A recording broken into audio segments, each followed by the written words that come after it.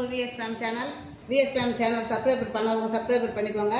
பக்கத்தில் இருக்கிற பெல் பட்டனை கிளிக் பண்ணி பாருங்கள். இன்றைக்கி வந்து சாம்பார் சாதம் செய்ய போகிறேங்க. இந்த சாம்பார் சாதத்துக்கு இந்த கப்பால் ஒரு கப்பு அரிசி, பச்சை அரிசியும் துவரம் பருப்பும் ரெண்டும் சேர்த்து இதால் ஒரு கப்பு ஊற வச்சுருக்குறேங்க. கழுவி ஊற வச்சுருக்கிறேன். ஒரு 10 நிமிஷம் ஆகுது. இது அப்படியே இருக்கட்டும். அதுக்கு தேவையான மசாலாவை பார்க்கலாம். இப்போ வெந்தயம் ஒரு ஸ்பூனு. எவ்வளோ எடுக்கிறோமோ நம்ம அதுக்கு தகுந்த மாதிரி தான் பொருள் எடுக்கணும்.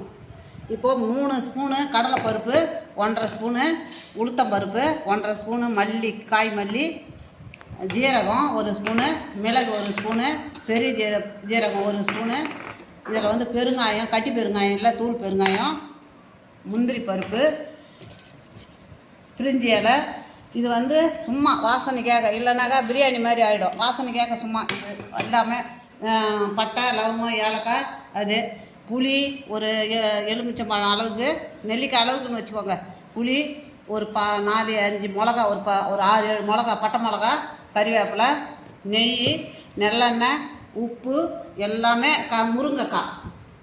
இது தாங்க இதுக்கு தேவையான பொருள். இப்போ நம்ம அதை எப்படி செய்யலான்றதை பார்க்கலாம். இப்போ வாங்க மசாலா வறுத்துக்கலாம். நல்லெண்ணெய் கொஞ்சம் ஊற்றிக்கிறேன்.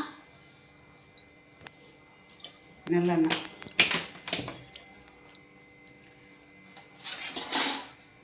இப்போ நம்ம வெந்தயம் போட்டுக்கலாங்க.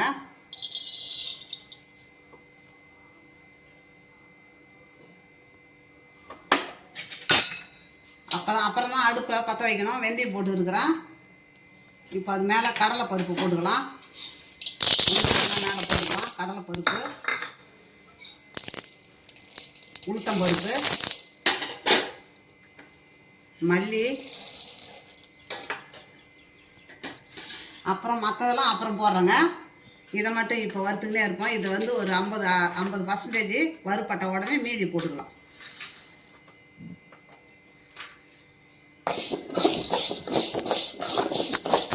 மசாலாவை ரெடி பண்ணிவிட்டு சாதத்தை வச்சுக்கலாங்க.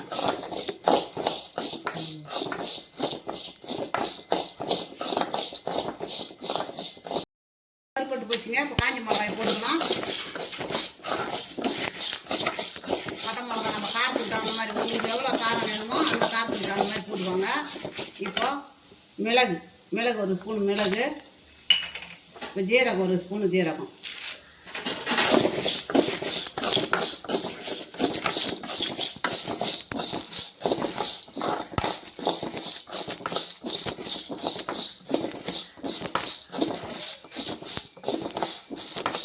பட்டை மிளகா கலர் மாறணுங்க. கலர் மாறிடுச்சுன்னா இறக்கிக்கலாம். இதெல்லாம் நம்ம தூள் பெருங்காயத்தை இறக்கிட்டு போட்டுக்கலாம். கட்டி பெருங்காயம் வந்தால் அதிலே போட்டு வச்சுக்கலாம். சின்ன வெங்காயத்தை நான் உரிக்கணும். சின்ன வெங்காயத்தை நான் காமிக்கவே இல்லை, சாரி. சின்ன வெங்காயம் ஊற்றி காமிக்கிறேன்.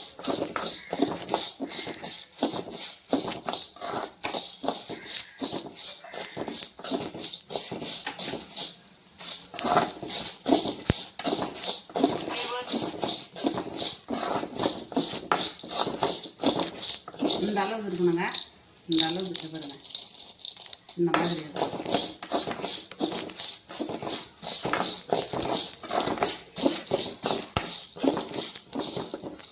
வாசனை வருது பாருங்க. எல்லாமே வறுபட்டுனா வாசனை வரும். அந்த வாசனை வர டைமில் இறக்கணும். இப்போ அரிசியும் பருப்பும் இதால் 1 கப்புங்க. அதனால் 5 கப்பு தண்ணி ஊற்ற போகிறோம் பாருங்கள். 1 கப்பு அரிசிக்கு 5 கப்பு தண்ணி. 1 2 3 4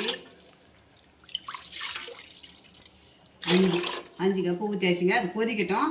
இது கொதிக்க பார்த்து நம்ம அரிசியும் பருப்பும் போட்டுக்கலாம்.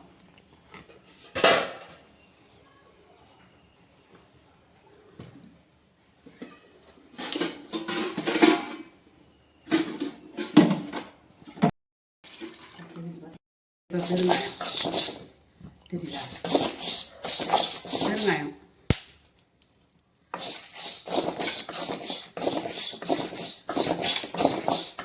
அவ்வளோதான் இருக்குதான். அப்படியே இது ஆறட்டங்க. நான் மிக்சியில் ஆற்றிக்கலாம். சின்ன வெங்காயத்தை நான் சின்ன வெங்காயத்தை உரிச்சிக்கலாம்.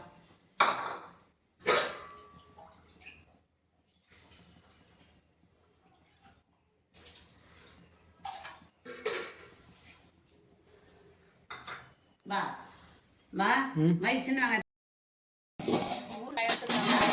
முருங்கைக்காய் வெந்து போச்சு.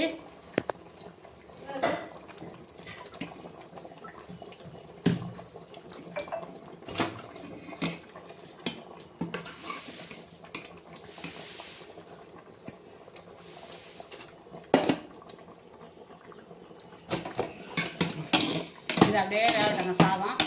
சாதம் நல்லா குழையட்டும்.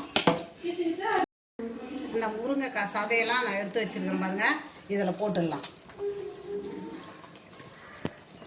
முருங்கைக்காய் சதை, பெருங்காயம், அதில் கொஞ்சம் போடணும் பெருங்காயம். இப்போது கறிவேப்பிலையும் அதில் போட்டுக்கலாம். மஞ்சத்தூள் இதில் கொஞ்சம் போடணும். மஞ்சத்தூள்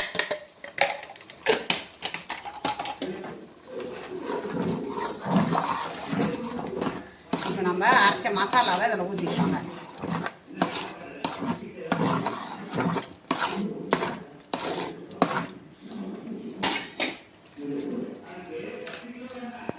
இப்போ அரைச்ச மசாலா அதை இருக்குது பாருங்கள். அரைச்ச மசாலா இப்போ இதில் ஊற்றிக்கலாம்.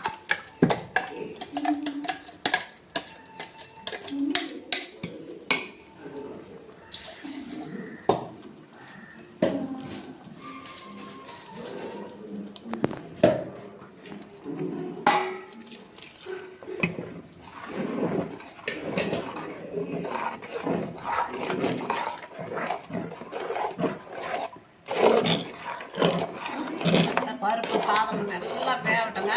அப்புறமா புளி ஊற்றிக்கலாம். இப்போ நம்ம முருங்கைக்காய் சதையை போட்டிருக்கிறோம், மசாலாவை போட்டிருக்கிறோம்.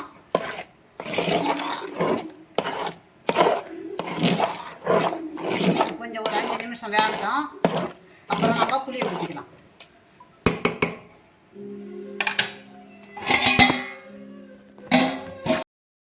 இதில் இப்போ புளியை ஊற்றிக்கலாங்க.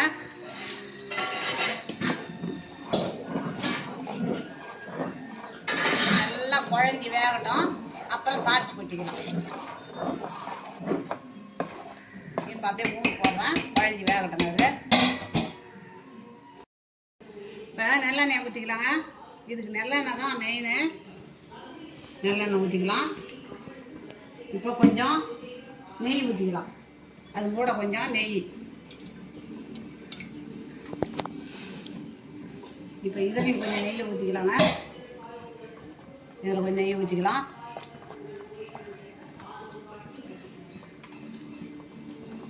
இது நல்லா காயட்டும்.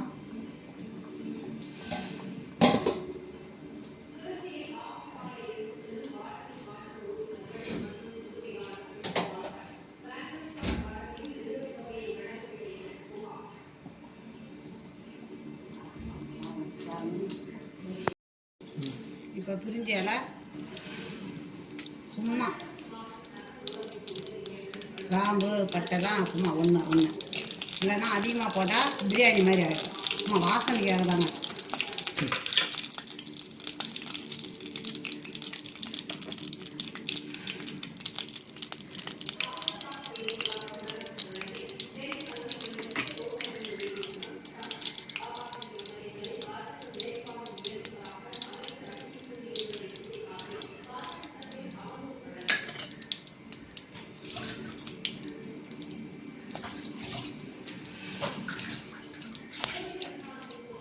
சீரகம் போட்டுக்கலாங்க.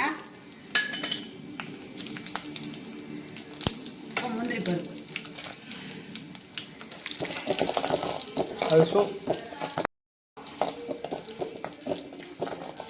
முந்திரி பருப்பு கொஞ்சம் சேவரட்டும். நம்ம வெங்காயத்தை போட்டுக்கலாம்.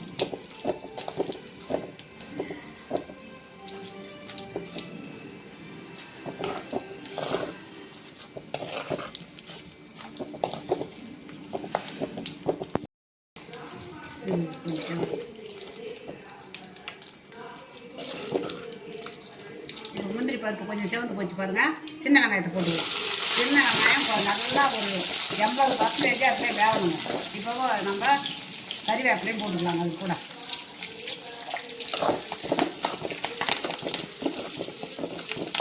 வெந்து போச்சு பாருங்கள்.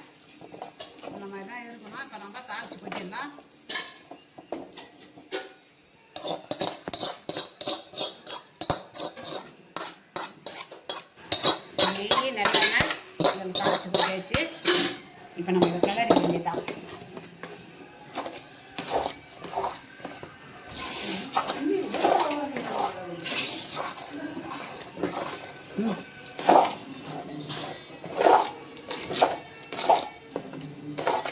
நெய்யெல்லாம் ஊற்றிருக்கிறோம். இதை அப்படியே 3 வேளையும் அப்படியே வச்சுட்டு சாப்பிட்லாங்க. இதை ஒன்றுமே ஆகாது. இப்போ